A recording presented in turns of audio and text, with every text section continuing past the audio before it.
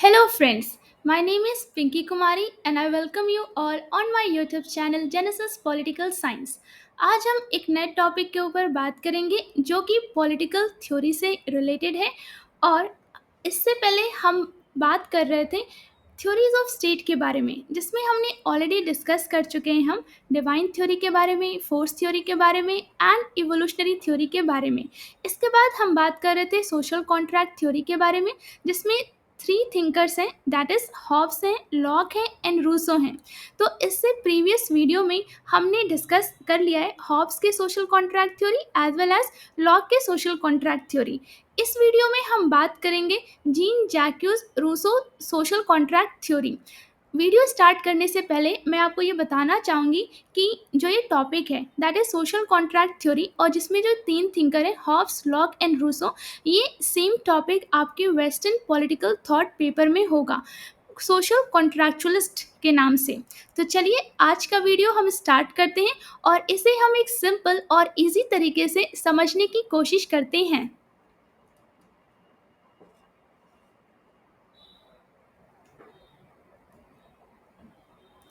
Gene Jacques Rousseau time period. सबसे पहले हम समझेंगे कि जीन जैक्यूज रूसो का टाइम पीरियड क्या था। Rousseau lived from 1712 to 1778। Jean Jacques Rousseau जो हैं वो 1712 से लेकर 1778 तक रहते हैं। He was a French philosopher who strongly influenced the ideas of freedom, equality and democracy। तो जीन जैक्यूज रूसो जो जो थे वो एक फ्रेंच फिलोसोफर थे और उन्होंने बहुत ज़्यादा इन्फ्लुएंस किया किन आइडियाज़ को, जैसे कि फ्रीडम हो गया, इक्वालिटी हो गई एंड डेमोक्रेसी हो गया। अर्थात हम क्या कह सकते हैं, फ्रीडम को हम स्वतंत्रता कह सकते हैं या फिर आज़ादी कह सकते हैं, इक्वालिटी को हम समानता कह सकते हैं और डेमोक्रेसी को क्या कह सकते हैं, लोकतंत्र कह सकते हैं या फिर जनतंत्र कह सकते हैं या फिर प्रजातंत्र कह सकते हैं। तो इन आइडियाज़ को मतलब इन विचारों को उन्होंने बहुत ज़्यादा इन्फ्लुएंस किया अर्थात प्रभावित किया। How Rousseau influence the French revolution. अब हम समझते हैं कि रूसो ने कैसे फ्रेंच रेवोल्यूशन को प्रभावित किया था। Jean Jacques Rousseau inspired the French people with his powerful ideas. Jean Jacques Rousseau ने जो फ्रेंच पीपल हैं उनको इंस्पायर्ड किया था अर्थात प्रेरित किया था। कैसे? अपने पावरफुल आइडियाज़ से अर्थात अपने शक्तिशाली विचारों से। कैसे विचार? इसमें आते हैं freedom, equality and peoples power. तो इसे हम क्या लिख सकते हैं, फ्रीडम को हम लिख सकते हैं स्वतंत्रता या फिर आज़ादी और इक्वालिटी क्या लिख सकते हैं, समानता लिख सकते हैं। ओके एंड हम पीपल पावर को क्या कह सकते हैं, पीपल पावर को हम कह सकते हैं दैट इज लोगों की शक्ति। He believed that government should serve the people not control them. Jean Jacques Rousseau इस बात में विश्वास करते हैं कि जो सरकार है उसका कार्य क्या है कि वो लोगों की सेवा करे ना कि उन्हें कंट्रोल करे। अब हम समझते हैं his famous quote, man is born free but everywhere he is in chain. तो इसका अर्थ क्या है, that is meaning people are naturally free. तो जीन जैक्यूज रूसो कहते हैं कि जो लोग होते हैं वो नेचुरली क्या होते हैं, फ्री होते हैं अर्थात प्राकृतिक रूप से या स्वाभाविक रूप से स्वतंत्र होते हैं। But unfair government and social rules take away that freedom. लेकिन जो अनफेयर गवर्नमेंट है अर्थात जो अनजस्ट या फिर इसे हिंदी में अनुचित कह सकते हैं या फिर अन्यायपूर्ण सरकार कह सकते हैं, वो क्या करती है, और सोशल रूल को क्या कह सकते हैं, सामाजिक नियम, वो क्या करते हैं, वो हमारी स्वतंत्रता को ले लेते हैं। Rousseau wanted a society where people could govern themselves and live as equal। Rousseau एक ऐसी सोसाइटी चाहते हैं जहाँ पे जो लोग हों वो खुद ही अपने आप को गवर्न करें और एक समान रहें। His book, The Social Contract, published in 1762, gave the message that people have the right to change or remove a government। तो जीन जैक्यूज रूसो की एक फेमस बुक है जिसका नाम सोशल कॉन्ट्रैक्ट है, जो कि 1762 में पब्लिश होती है और उसमें एक मैसेज दिया गया है अर्थात एक संदेश या फिर एक सूचना दी गई है that is people have the right to change और रिमूव द गवर्नमेंट, कि लोगों के पास ये राइट है कि वो जो गवर्नमेंट है उसे चेंज कर सकते हैं और रिमूव कर सकते हैं। That does not protect their freedom, जो उनकी जो फ्रीडम है, जो उनकी स्वतंत्रता है, उनकी जो सुरक्षा नहीं कर सकती। He supported the idea of popular sovereignty, Jean Jacques Rousseau जो है वो पॉपुलर सोवर्निटी जैसी आइडिया को सपोर्ट करते हैं। Where the will of the people is the highest power, तो इसे हम समझने की कोशिश करते हैं। देखिए, पॉपुलर सोवर्निटी को हिंदी में कहते हैं लोकप्रिय संप्रभुता। इसका मतलब है कि राज्य की सर्वोच्च शक्ति और कानूनी वैधता जनता की इच्छा पर आधारित होती है। और लोकप्रिय संप्रभुता से हम क्या समझते हैं? इसका मतलब होता है ये एक ऐसी सिद्धांत है जो कहती है कि राज्य या सरकार की शक्ति जनता की सहमति से उत्पन्न होती है और जनता के प्रति जवाबदेही होती है। सरल शब्द में इसे समझें, जो सरकार जनता की इच्छा को नज़रअंदाज करे वो वैध नहीं मानी जाती, वो वैध मानी जाती है। These ideas inspired the French Revolution of 1789। तो जीन जैक्यूज रूसो के जो आइडियाज थे उन्होंने इंस्पायर किया था कैसे रेवोल्यूशन को? फ्रेंच रेवोल्यूशन को, जो कि 1789 में होता है। Where people stood up against the king and demanded liberty, equality and democracy। जहाँ पे जो लोग हैं वो अपने राजा के अगेंस्ट खड़े होते हैं और क्या डिमांड करते हैं? लिबर्टी, इक्वालिटी और डेमोक्रेसी, अर्थात वो लोग स्वतंत्रता की डिमांड कर रहे हैं, इक्वालिटी अर्थात समानता की डिमांड कर रहे हैं, डेमोक्रेसी अर्थात लोकतंत्र की या फिर प्रजातंत्र की बात डिमांड कर रहे हैं। Why Rousseau is called spiritual father of the French revolution. अब हम समझते हैं कि रूसो को spiritual father of the French revolution क्या क्यों कहा गया है। स्पिरिचुअल फादर का हिंदी में अर्थ है आध्यात्मिक पिता। Rousseau is called the spiritual father of the French Revolution because his writings awakened the minds of the people। Rousseau को spiritual father of the French Revolution इसलिए कहा गया है क्योंकि जो उसकी राइटिंग्स थी कहीं ना कहीं लोगों के जो मानसिक जो माइंड था उसको उन्होंने जागरूक किया। Gave them hope for a better society, एक आशा की किरण दी कि एक बेटर सोसाइटी बन सकती है। And influence the revolution goal of freedom and equality, और उन्होंने क्या किया? इन्फ्लुएंस किया, प्रभावित किया, कैसे? आइडियाज़ को जो उस रेवोल्यूशन के जो एम्स थे, जो गोल थे, जैसे कि फ्रीडम हो गया, इक्वालिटी हो गई, दैट इज स्वतंत्रता हो गई एंड समानता हो गई। He did not fight in the revolution but his ideas give it soul and direction. Jean Jacques Rousseau जो होते हैं वो इस रेवोल्यूशन में डायरेक्टली पार्टिसिपेट नहीं करते हैं, वो इस लड़ाई इस रेवोल्यूशन का पार्ट नहीं होते हैं, but his ideas give it soul and direction. लेकिन कहीं ना कहीं उनकी जो विचारधारा थी इस क्रांति को अर्थात फ्रेंच रेवोल्यूशन को, उसने इस रेवोल्यूशन को क्या दी? एक आत्मा और दिशा दिखाई।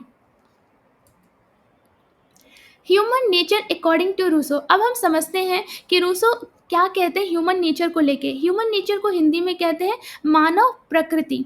Rousseau believe that humans are naturally good. Rousseau इस बात में विश्वास करते हैं कि जो इंसान होते हैं वो नेचुरली गुड होते हैं, इनोसेंट होते हैं, काइंड होते हैं। अर्थात हम कह सकते हैं नेचुरली गुड को क्या कह सकते हैं? स्वाभाविक रूप से अच्छे होते हैं।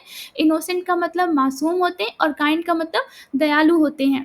पीपल बिकम सेल्फिश और corrupt because of society. Rousseau कहते हैं कि जो लोग होते हैं वो सेल्फिश बन जाते हैं अर्थात स्वार्थी हो जाते हैं, करप्ट हो जाते हैं। करप्ट को क्या कह सकते हैं हम? इसे इंग्लिश में अनट्रस्टवर्दी कह सकते हैं या फिर हिंदी में इसे भ्रष्ट कह सकते हैं या फिर बेईमान कह सकते हैं। ओके, किसकी वजह से ये सेल्फिश और करप्ट हो जाते हैं पीपल? सोसाइटी की वजह से, ग्रीड की वजह से और इनइक्वालिटी की वजह से। ओके, तो सोसाइटी अर्थात समाज, ग्रीड को हम क्या कह सकते हैं? लालची कह सकते हैं, और इनइक्वालिटी को असमानता कह सकते हैं। He said humans are born free and happy. Rousseau कहते हैं कि जो इंसान होते हैं वो एक्चुअली स्वतंत्र रूप से पैदा होते हैं और खुश रहते हैं। अब हम समझते हैं state of nature according to Rousseau, कि रूसो के अकॉर्डिंग स्टेट ऑफ नेचर कैसा होता है। In the state of nature people live freely, equally and peacefully. तो स्टेट ऑफ नेचर में रूसो कहते हैं कि जो लोग होते हैं वो स्वतंत्र रूप से एक समान और शांतिपूर्वक रहते हैं। They had simple needs and live close to the nature. उनके बहुत सिंपल नीड्स हैं और वो नेचर के बहुत करीब रहते हैं। Problems begin when people started owing property. समस्याएं तब आती हैं जब लोगों ने क्या किया? प्रॉपर्टी को ओन करना शुरू किया। Which created inequality and jealousy, जिसकी वजह से असमानता क्रिएट हो जाती है और जेलसी अर्थात हिंदी में कह सकते हैं जलन की भावना उत्पन्न होना। इंग्लिश में इसे आप एनवी भी कह सकते हैं। That's when society became unfair. यहाँ पे जो सोसाइटी होती है इस समय अनफेयर हो जाती है अर्थात अनजस्ट बन जाती है, अनुचित हो जाती है या फिर अन्यायपूर्ण हो जाती है।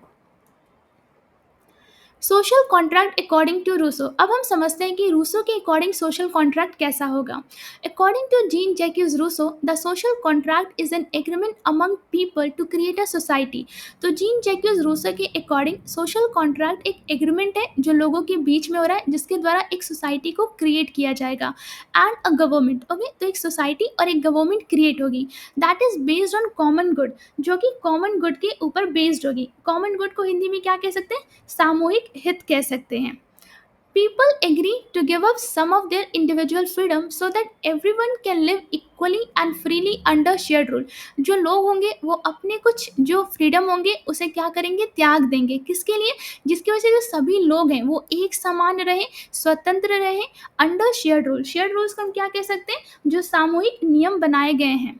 Rousseau believe that this contract should make all people equal and free. Rousseau इस बात में विश्वास करते हैं कि जब ये कॉन्ट्रैक्ट होगा तो जो लोग होंगे वो एक समान होंगे और स्वतंत्र होंगे, नॉट कंट्रोल बाय किंग और रिच क्लास। ना वो उन्हें कोई रिच क्लास या किंग कंट्रोल नहीं कर रही होगी। अब हम समझते हैं purpose of the social contract कि रूसो के अकॉर्डिंग सोशल कॉन्ट्रैक्ट का क्या पर्पस था। The main purpose of Rousseau social contract is to form a just and fair society. तो जो मेन पर्पस है रूसो के सोशल कॉन्ट्रैक्ट का कि एक ऐसी सोसाइटी बनाया जाए, हम इसे कह सकते हैं जस्ट एंड फेयर सोसाइटी को क्या कह सकते हैं? हम कह सकते हैं न्याय संगत और निष्पक्ष समाज बनाना, where everyone right are protected, जहाँ पे जितने भी लोग हैं उन सभी के राइट को सुरक्षित किया जाए, प्रोटेक्ट किया जाए। It helps in ending in equality cause by private property and unfair rule. तो कहीं ना कहीं अगर हम इस चीज़ को एक ऐसा सोसाइटी बनाएं जो जस्ट हो, फेयर हो, इसकी वजह से जो इनइक्वालिटी है, जो असमानता है, उसे ख़त्म किया जा सकता है, जो कि प्राइवेट प्रॉपर्टी और अनफेयर रूल की वजह से बनी है। Rousseau wanted a system where people govern themselves। Rousseau एक ऐसा सिस्टम चाहते हैं जहां लोग जो है खुद को गवर्न करें and follow laws that are made for the benefit for all, और ऐसे नियमों का पालन करें जो सभी को बेनिफिट करें। अब हम समझते हैं terms of the social contract. First, everyone joins together to form a community. जितने भी लोग हैं वो सब एक साथ आएंगे और एक कम्युनिटी बनाएंगे। Second, all citizen agree to follow the general will. जितने भी सिटीजन हैं वो जनरल विल को फॉलो करेंगे। Third, people give up their selfish interest for the good of the whole society. लोग जो है वो अपने सेल्फिश इंटरेस्ट, जो उनका स्वार्थी हित है, उसको क्या करेंगे? त्याग करेंगे। किसके लिए? जिसकी वजह से सभी ऐसे नियमों का पालन हो जो सभी सोसाइटी को, जितने भी लोग हैं उस सोसाइटी में, सभी को बेनिफिट करें।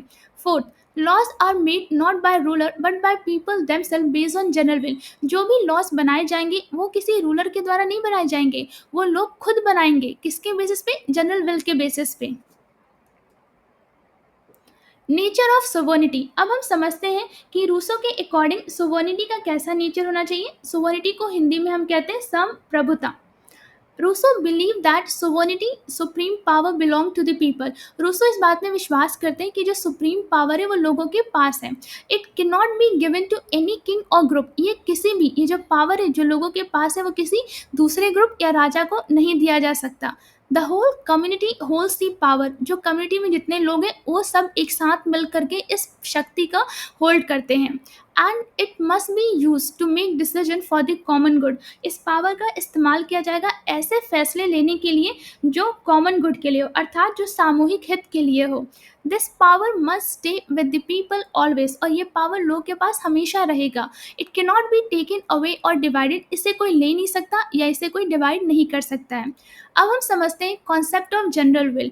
General will means the collective will of the people. General will का मतलब होता है जो एक कलेक्टिव विल है, अर्थात जो सामूहिक इच्छा है लोगों की। Okay, what is best for everyone, जो सभी के लिए अच्छा हो, नॉट जस्ट फॉर फ्यू, मतलब जो सिर्फ कुछ को बेनिफिट ना करें, जो सभी को बेनिफिट करें, उसे जनरल विल कहते हैं। It focuses on the common interest. ये एक कॉमन इंटरेस्ट के ऊपर फोकस करता है, अर्थात एक सामूहिक हित की बात करता है। इसे हम एग्जाम्पल के द्वारा समझने की कोशिश करते हैं।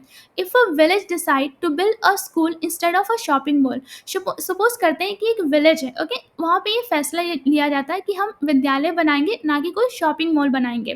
That's the general will. इसे हम क्या कहेंगे? जनरल विल कहेंगे। Because it benefits everyone not just a few people. क्योंकि अगर स्कूल बनता है तो वो सभी को बेनिफिट करेगा, ना कि सिर्फ कुछ लोगों को बेनिफिट करेगा। हाउ इट फंक्शन, अब हम समझते हैं कि जनरल विल फंक्शन कैसे करता है।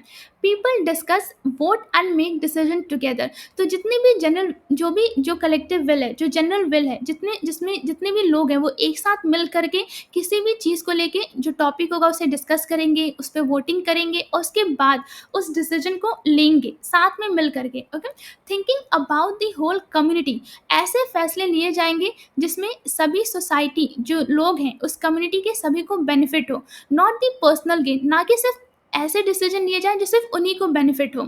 The laws made through general will must be obeyed by all, जो भी जनरल विल के द्वारा कानून बनाए जाएंगे वो सभी को फॉलो करना होगा, सभी को उसका सम्मान करना होगा, including the rich and powerful, चाहे वो कोई रिच हो या फिर पावरफुल हो।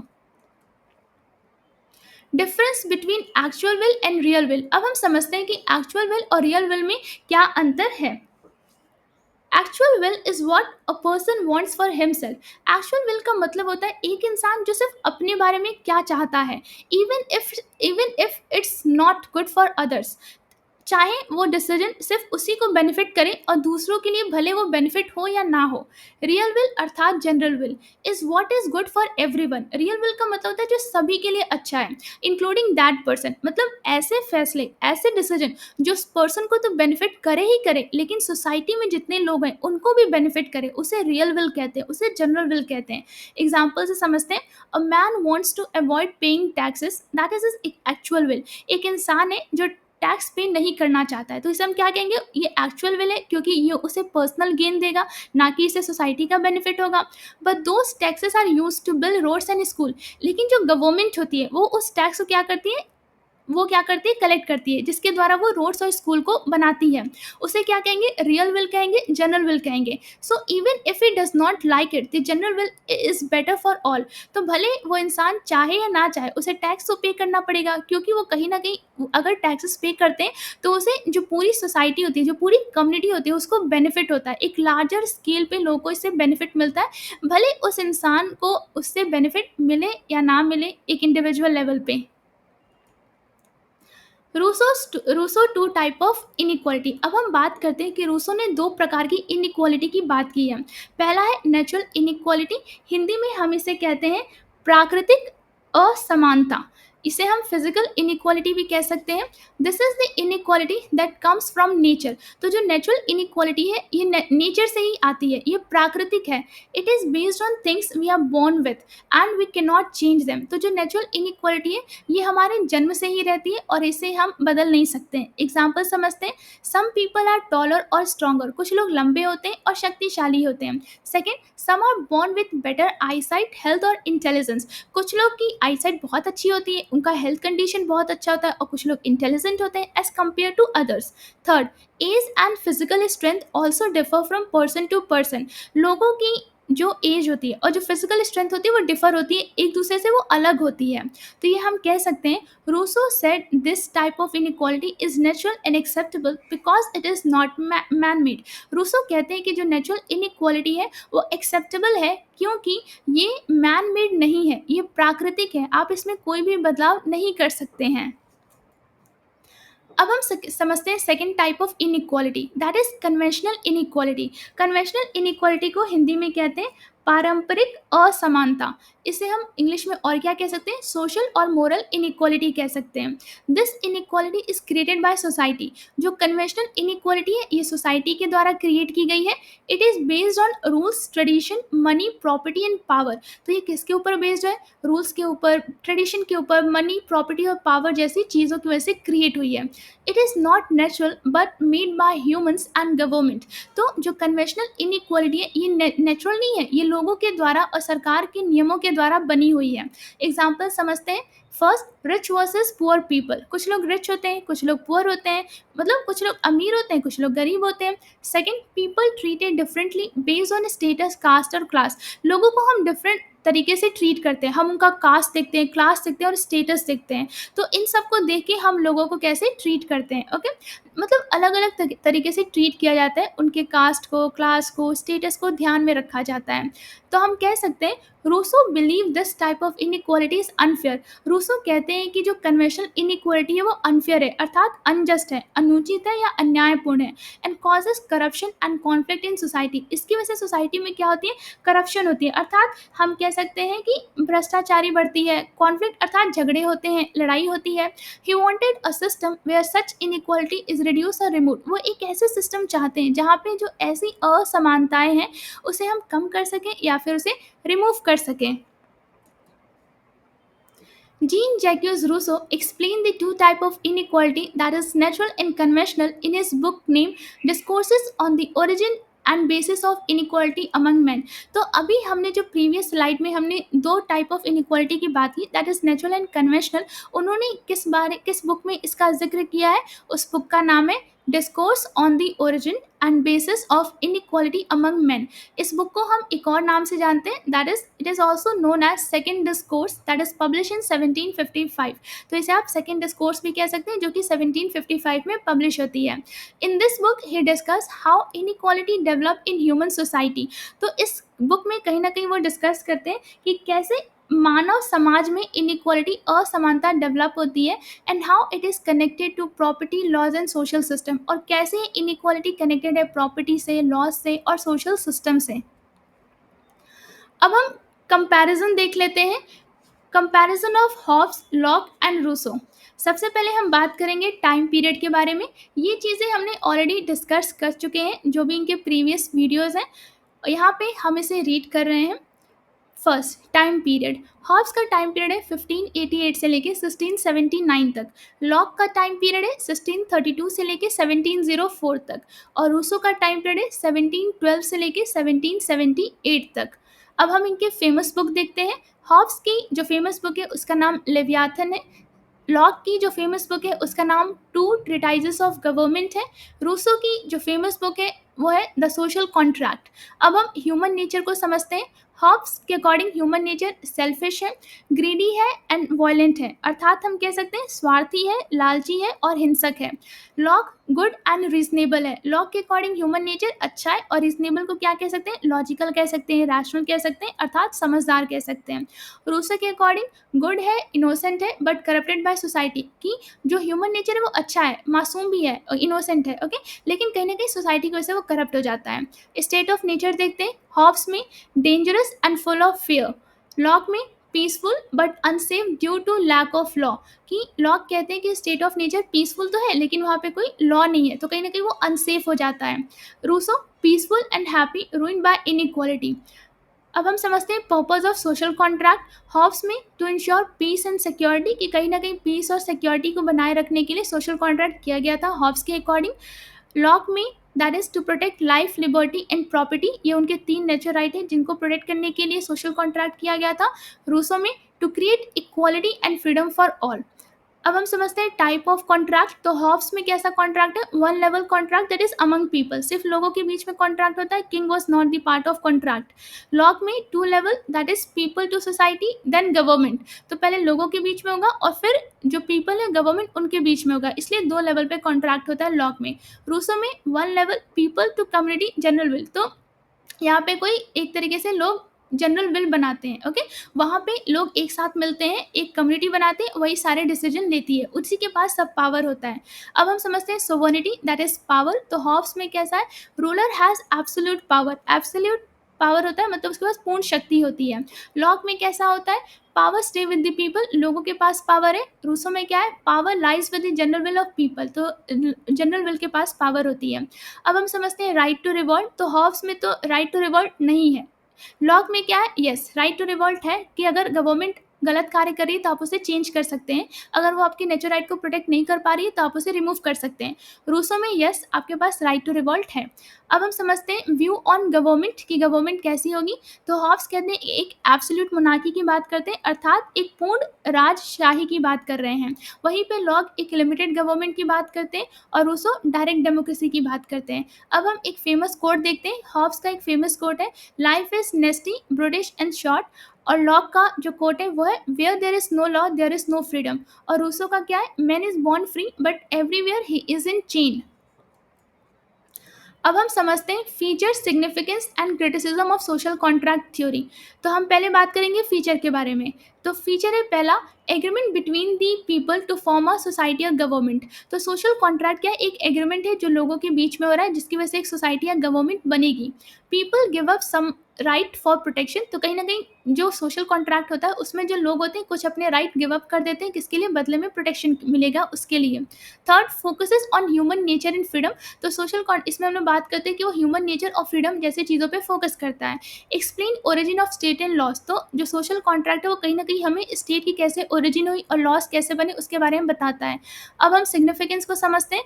Help in creating modern democratic ideas. तो ये जो सोशल कॉन्ट्रैक्ट है इसने बहुत इंपॉर्टेंट रोल प्ले किया एक मॉडर्न डेमोक्रेटिक आइडियाज़ बनाने में। Second, give power to people instead of king.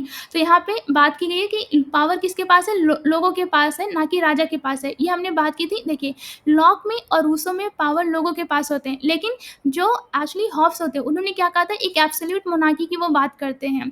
Third, inspired revolution like French and American revolution. तो कहीं ना कहीं ऐसे जो कॉन्ट्रैक्ट हुए, ऐसे जो आइडियाज़ हुए, इन लोगों ने किसे प्रभावित किया? फ्रेंच और अमेरिकन रेवोल्यूशन को। Promote liberty and equality. ये लिबर्टी और इक्वालिटी को प्रमोट करता है। क्रिटिसिज्म देख लेते हैं। Based on imagination not real history. मैं आपको ये बताना चाहूँगी कि जो थिंकर होता है और जो भी उसके विचार होते हैं, दे आर जस्ट आइडियाज़। उनका रियलिटी से कोई लेना देना नहीं है। ओके, तो ये रियलिटी में चीज़ें नहीं हो रही हैं, ये सिर्फ एक पेपर पे लिखा गया कि ये उनके आइडियाज़ हैं, विचार हैं। ओके, इन्हें प्रैक्टिकली अप्लाई नहीं किया गया है। तो ये हम कह सकते हैं कि जो ये सोशल कॉन्ट्रैक्ट है ये बस एक इमेजिनेशन है ना, और ये कोई रियल हिस्ट्री नहीं है। Second, ignore social and economic differences, कि इसने बहुत जगह पे सोशल इकोनॉमिक डिफरेंस को इग्नोर किया है।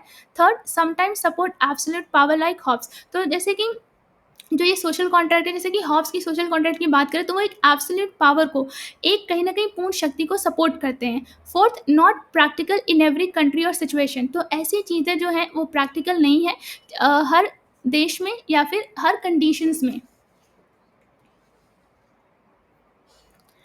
अगर वीडियो अच्छा लगा हो तो लाइक और सब्सक्राइब करना ना भूलिए। शेयर जरूर करें और अपने दोस्तों को भी इस चैनल के बारे में बताइए। कमेंट्स में अपनी राय ज़रूर दें। बेल आइकन पर क्लिक करें ताकि अगला वीडियो मिस ना हो। मिलते हैं नेक्स्ट वीडियो में, तब तक के लिए थैंक यू।